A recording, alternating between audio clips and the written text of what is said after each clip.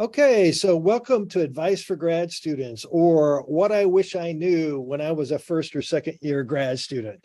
Today's topic is archival research, and we're joined today with our guest, Erik Sand. I'm your host, Phil Haun. I'm a PhD alum, and Erik Sand is a 2021 alum and is at the U.S. Naval War College along with myself. And I'll give the disclaimer that the views expressed here do not reflect those of DoD or any of its services. Erik, welcome to Advice for Grad Students.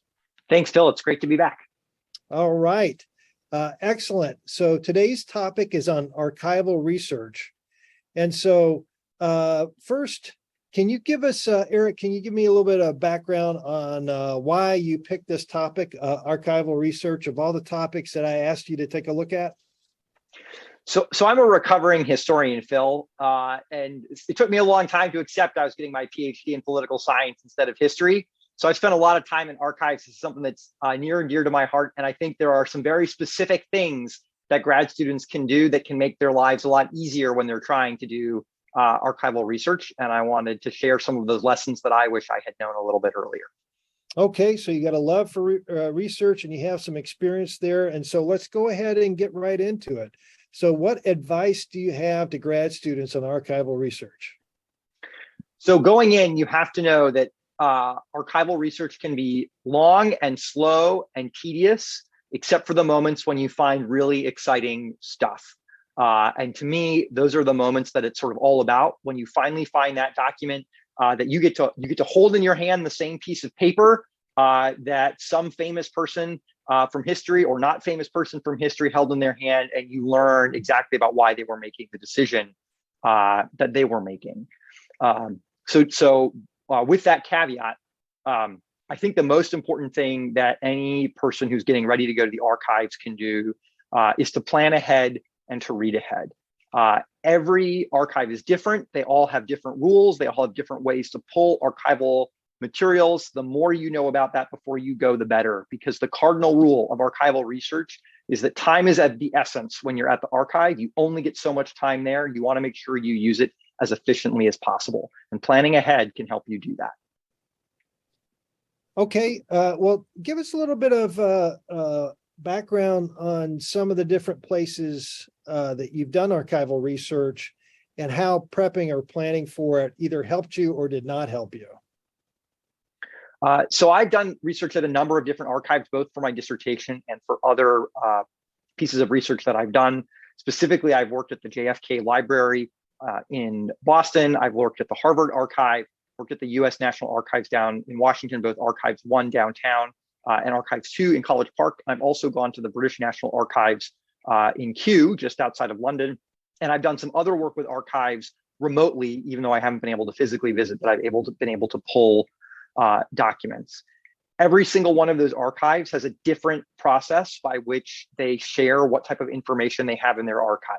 So the British National Archives in Kew are fantastic. Their entire catalog is online, and you can put in all your requests before you go, and they're waiting for you in a cubby when you get there. If you go to the Kennedy Library or to the archives at the U.S. Naval War College, which I've also worked at, they'll send you on their websites, you can find their finding aids. You can't request anything ahead of time, but you can see their whole finding aid and their box list and what you want to look at. The U.S. National Archives are a total mess. They have a catalog online, but it's very inconsistent. Often you can't find out exactly what the box lists are until you get physically to the archives and pull the finding aids. And sometimes even then, you need the archivist to translate what that finding aid says into what can be an effective pull. And so the more you understand the rules of the archive and how their filing systems are set up differently before you go, the more you'll be in better shape for when you get there. Okay, well, you brought it up. I've got some archival experience as well. So what's your technique on handling archivists? What is the best way to approach archivists? So what I have generally found is I will try and send an email to the archivist ahead of time. Often that's sort of a generic list. But when you do that, if you can send it far enough in advance, usually whoever responds is the person who's most excited about your topic. At least that's been my experience. And so if I can then find that person once I get to the archives, they were often the person who knows the most about your topic.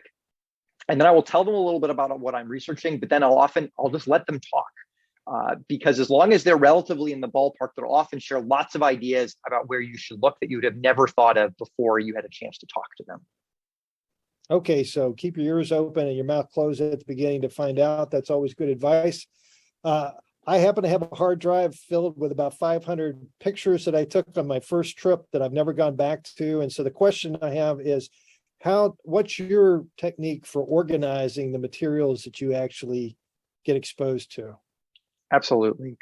So I think, Phil, as you said, one of the key things is pictures. And as I said before, when I'm at the archive, I think that time is of the essence. I only have a little bit of very little time there. The first time I went to the archives to do research dissertation, I was getting ready to be gone for a year. I knew I wasn't going to be able to go back for a year. So my goal was to take as many photos as possible. As soon as I spent enough time on a page of a document to know that it was something that was going to be of interest to me, I took a picture, because that was very quick. And then I could spend the rest of my time sorting through what I had found later. And I came up with many tricks to help me move through that process as quickly as I could and to keep things organized. So before I would open a box from the archive, I would always take a picture of the file information on the side of that box. And then I knew that everything that came after that box, all the photos belonged to that box. That's where I had found them. Similarly, before I would open a folder within that box, I take a picture of that folder. And as I would go through the folder, I would try and always make sure the folder name stayed within the viewfinder of the camera. The other really technical thing that I eventually figured out to do was to make sure I had my own adapter for a camera stand that would fit my cell phone, which is what I would use to take pictures. And I had a Bluetooth shutter so that I could put my hand wherever I needed it to be to hold the page down, and I could use that to take pictures. And the final thing I figured out how to do was to get the picture of my camera screen to appear on my computer screen. So I didn't have to stand up and look at the phone screen every time to make sure I knew what was in the viewfinder. I could just look over at my computer screen, press the button on my Bluetooth shutter, and take that picture. That meant when I found a folder where I was interested in everything in that folder, I could very quickly press the button, turn the page, press the button, turn the page, and I could get through 100 pages in half an hour if I needed to. And avoid that blurry page that has the data that you need so much. Okay. Exactly. Okay. So the last question I have for you is after visiting the archive. So what is some advice and all for taking all this data that you've quickly gathered and how to make it useful? Absolutely. So in addition, I already sort of described how I tried to keep things organized when I would take photos. I would also try and take detailed notes at the archives about exactly what I had looked at. And that wasn't so much for when I was at the archives, it was for the question that you asked about, was how I kept things organized later. Then I had two ways that I had documented everything that I had looked at, because inevitably I would make mistakes and I would need to go back and sort of sort those things through. So a redundant system is the first thing that I would say.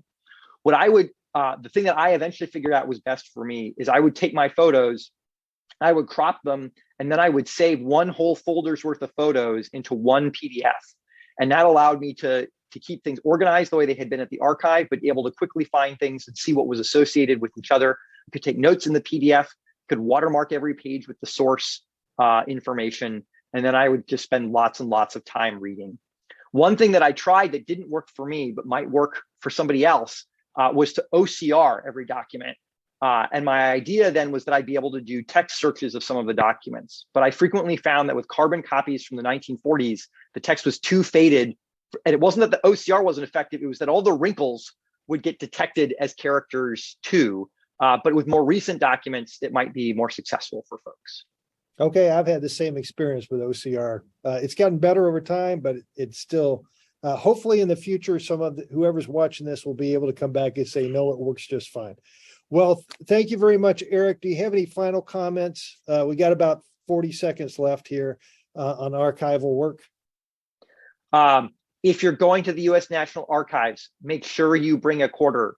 You'll get it back, but you won't be able to use the lockers there unless you have a quarter. An actual quarter. Okay. An actual quarter. All right. Great advice from Erik. Erik, thank you so much for spending time with us today on advice for grad students. Thanks, Phil. It's been great to be here.